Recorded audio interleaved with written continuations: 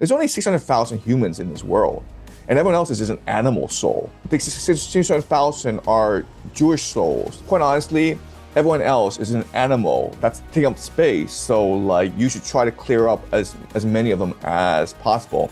So there are these religious extremists in Israel who do not see anyone outside of Israel who is not Jewish as a human being. That's why that phrase like mowing the lawn, right? I think Donald Trump has been very clear about this.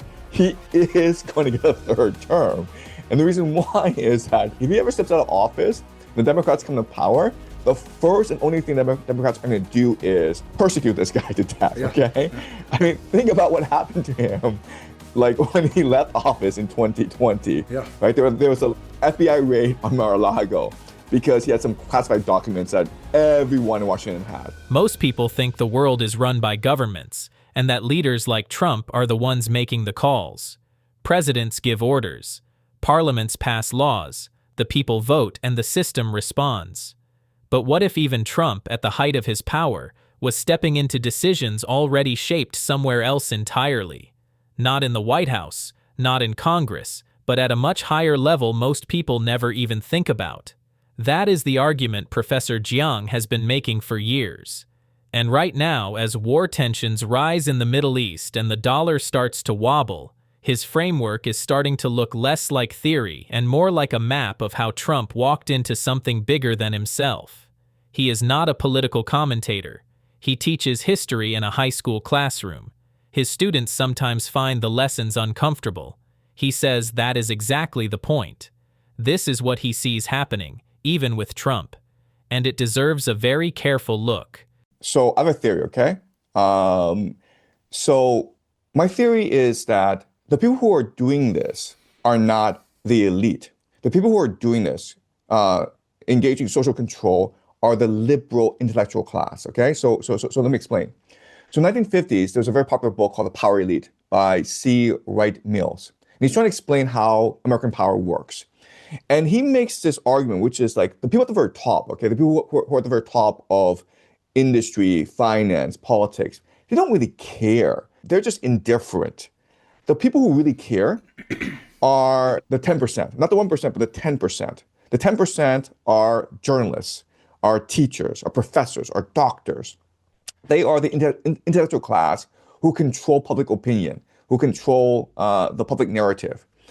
And on one hand, they think they are the powers that be because they are the influencers. They are the curators of public opinion. But on the other hand, they know all their power comes from their association with the power elite, okay? So on one hand, they are the ones that so on one hand, they believe that they have all the power, but on the other hand, in their heart, instinctively, they understand that their power comes from loyalty to the real powers that be, the generals, the financiers, the banking interests, the politicians, okay? So for the longest time, as America was very wealthy, there was an agreement between the power elite and the intellectual class, and that the intellectual class would be the check and balance on the power elite so that they could balance each other out and create a fair and open democratic society. So there's this balance, right? And for C. Wright Mills, that's how America works at the very top. You have the 1% with all the money, power, but then you have the 10%, which supports the system, but which also balances the system to make it more democratic. Then the problem, though, is 2016, Donald Trump won. And now the intellectual class have fear and anxiety because they see Donald Trump as representing a populist revolution. And if there's something that the intellectual class really hate, it's when the people become uppity, when they refuse to listen to mainstream news, when they read the New York Times and say, this is BS, man, when their high school teacher no longer has authority over them. They see Donald Trump as the existential threat to their way of life. And that's why they all rallied against him, right? And that's why you had TDS. TDS is not like have become deranged about Donald Trump and they became irrational. It's more like they understand that Donald Trump represents a populist revolution. And Donald Trump, if his revolution were to succeed, then they would lose their way of life because their bosses, the power elite, would lose the power. Okay? And now you have AI. And the AI revolution, it's not about replacing blue collar workers. You can't do that. It's about replacing white collar workers, the lawyers, the accountants, the doctors, the professors, the high school teachers, right? So now you have this entire intellectual class that knows that there's this populist revolution rising. They know that AI can replace them, and they know that people know that they're worthless. So what do? They coalesce together, and they try their very best to control public opinion because that's the only value, right? If they are not able to control public opinion, then they're absolutely worthless, and they're discarded by AI, they're discarded by the power elite, and they're just sacrificed, right? So that's why they're working overtime to try to control the public discourse as much as possible. That's why you have the promotion of DEI, transgenderism throughout schools, because that's a way to brainwash kids into obedience. Okay, so that's my theory. So, who actually controls public opinion? Jiang's answer is not what you expect. He does not point to billionaires or some special cabinets. He points at teachers, professors, journalists, and doctors, the 10%. His argument is that the real enforcers of the system are not the people at the very top. They are the professional class just below them. And right now, that class is fighting for its life because AI, populism, and economic pressure are all threatening to make them irrelevant at the same time. That pressure, Jiang says, is exactly why censorship and narrative control have become so aggressive. It is not power at its peak, but a power in panic. Worth noting, this framework puts a lot of weight on class anxiety as a driver of political behavior. Whether or not you buy it fully, the pattern he describes, intellectuals tightening control as their authority weakens, is something historians have documented in other periods too.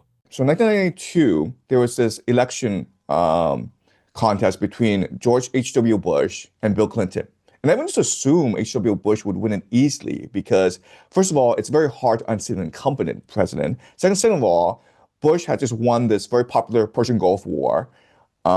His popular ratings were sky high, okay? And then what happened was that, first of all, Ross Perot came into the race, which sort of split off the conservative vote. The other thing is that during one of these debates between Bill Clinton, Ross Perot, and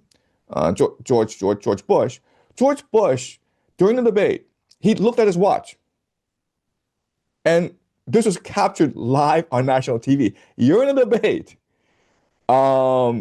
deciding the fate of the country, and like, I can't be bothered. I have to go somewhere, okay? And that's what probably lost him the race. And people just thought that this was just the worst politician in the world. But people don't remember something really important about that election, which is that Bill Clinton and George H.W. Bush go way back. They were very good friends. In fact, George H.W. Bush saw Bill Clinton as a protege. They met during Iran-Contra because George H.W. Bush was basically the de facto leader of Iran-Contra. He was the one controlling this deal. And then Bill Clinton was governor of Arkansas at that time. And Arkansas was a really important hub for Iran-Contra. So they go way back. And then you're like, okay, but why would George H.W. Bush purposefully lose the election to Bill Clinton? And the reason why is this. At this time in history, George H.W. Bush was trying to promote NAFTA. He was trying to promote free trade with China. And people forget this, but the Democrats were a working class party, dead set against NAFTA, dead set against trade with China because of China's human rights record. And Bill Clinton, during the campaign as a populist, promising that he would not allow most favored nation trading status with China, promising he won't do NAFTA. And then he gets elected, and he does the complete opposite, and he destroys the Democratic Party from within. Under Bill Clinton, his 8 years, Democratic Party shifts from a party of the working class to the party of the coastal professional elite, which is still today. Okay, so that's how politics work, right? So there's no way George H.W. Bush could have promoted all these neoliberal reforms, but Bill Clinton could, right? So going back to today, where there's no way Joe Biden could have launched a war against Iran, because the MAGA people would have gone up in arms, right? You would have like riots in the streets, right? But Donald Trump can. Okay, I think it's just the fact that he's so unpredictable. The fact that like every single day he's changing his mind. Like there was a press conference where like every sentence was a contradiction, right? He's like, "We won the war. Oh, we lost. We're not winning the war, but we'll win it. Oh, we can't win the war." He just kept on going on and on and on. And so when you become like that, when you are unpredictable, people are able to project their fantasies onto you, right? So for the MAGA people, Donald Trump is playing a 5D chess game, which is like his real goal is not to win the war in Iran. His real goal is to destroy the deep state with this war. Donald Trump, if he is to, basically free America of transnational capital, if he's to liberate America from the deep state, who've been in power since the 1963 assassination of JFK, he needs this war to basically consolidate power, right? This war, the deep state wants this war because they want to maintain the American empire, but Donald Trump wants to use this war to become a monarch, which is necessary in order for America to return to its democratic roots. So for them, it's this 5D chess. I think Donald Trump has been very clear about this. He is going to get a third term.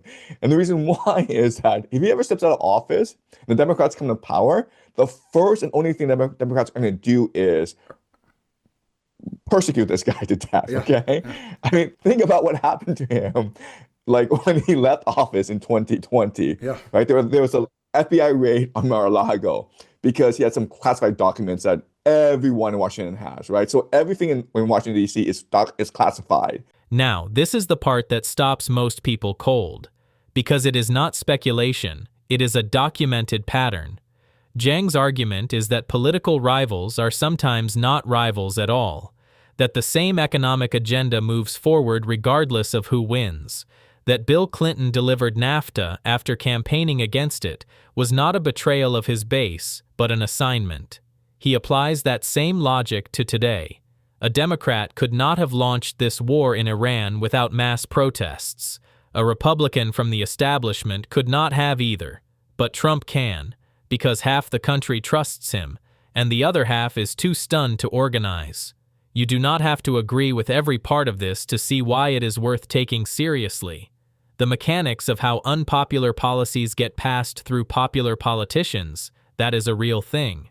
Jiang is not inventing it. He is naming it. I think within the next 6 months, the blueprint for the draft will be made available. The irony. And I'm not sure how young American men will respond to the draft. I mean, you'll probably have better insight than I do. But I think it's gonna be a dumpster fire. I think it's gonna be very hard to get young American men to agree to go to the Middle East to die. The other thing is that people forget this, but in the Vietnam War, one of the major reasons why Americans lost the Vietnam War is an issue called fragging, Fragging. And what it means is American soldiers will kill their commanding officers if they feel their commanding officers are going to put them at risk. And this was a huge problem in Vietnam. And it might be a problem in the Middle East as well, right? When we're hearing stories, rumors, I don't think they're necessarily true, but like there are rumors that sailors are sabotaging their own ships to avoid being deployed in the Middle East. So I think you'll have, if they are sent to war, these soldiers are going to have very low morale, and you'll see some of them engage in acts of sabotage. I didn't know that was a major issue in Vietnam. And again, It's a huge issue. It was a huge issue. the draft in Yeah. Germany, just the irony of within 80 years, you saw the way Germany was in the past.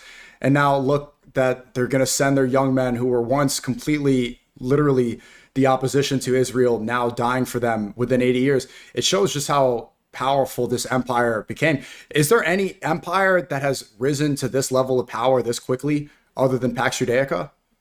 No, not really. I mean, Pax Britannica rose very quickly, but they didn't have as much control as America. And Britain had to share power with the Russians, the Germans, as well. And but America is able to dominate the world by itself, which is incredible. Another comparison that we can make to what happened 80 years ago in World War II is Ben-Gvir passing this new death penalty. So in the midst of this war, I think they're realizing that they can get away with the Lebanon invasion, but Ben-Gvir is celebrating this new law where Palestinian prisoners are subject to a death penalty that is not part of the law for Jewish prisoners. This is the first time, if I'm not mistaken, that a nation has passed a specific death penalty for one race but not for another since Germany in the 30s and 40s. Can Israel keep getting away with what they're getting away with? Racial supremacy in Israel is a real thing. It's not a conspiracy theory, okay? If you just look at Jewish theology, they believe that they are different from other people, right? So the theology is this, and it goes back to the Kabbalah. So the idea is that God created the first man, Adam Kadmon, and during this creation phase, the vessel broke, okay? And so the divine light broke into 600,000 divine roots. And so if you were to take this theology literally, what it's telling you is that there's only 600,000 humans in this world, and everyone else is just an animal soul, right? And the 600,000 are Jewish souls. And quite honestly, everyone else is an animal that's taking up space. So like you should try to clear up as many of them as possible. So there are these religious extremists in Israel who do not see anyone outside of Israel who is not Jewish as a human being. And so that's why that phrase like mowing the lawn, right? Mm-hmm. You know, like imagine killing people as like mowing the lawn because, you know, there are weeds and we have to mow the lawn. That section right there is the part most Jiang explains why the phrase mowing the lawn, used openly by Israeli officials to describe military operations in Gaza, is not just callous language. According to him, it comes from a specific worldview, one that is not hidden but taught. You can disagree with his interpretation. Many Jewish scholars would push back hard on how he frames the Kabbalah here, and that is a legitimate debate. Here is where Jiang's analysis lands, and this is worth sitting with for a moment. The war in Iran, in his reading, is not a foreign policy mistake. It is not emotion or bad judgment. It is a system doing what systems do when they are under pressure, expanding, consuming, and redirecting. An F-15E Strike Eagle shot down. Both crew members successfully rescued in one of the most complex search and rescue operations in recent U.S. military history. The Strait of Hormuz closed, and as of April 8th, a fragile 2-week ceasefire has just been agreed, with Iran accepting a temporary pause contingent on negotiations. He may be wrong about some of this. He says so himself. His framework is not peer-reviewed. It is a teacher reading history and asking uncomfortable questions out loud. But the patterns he traces, the political theater, the managed transitions of power, and the financial logic underneath military action, those are well documented.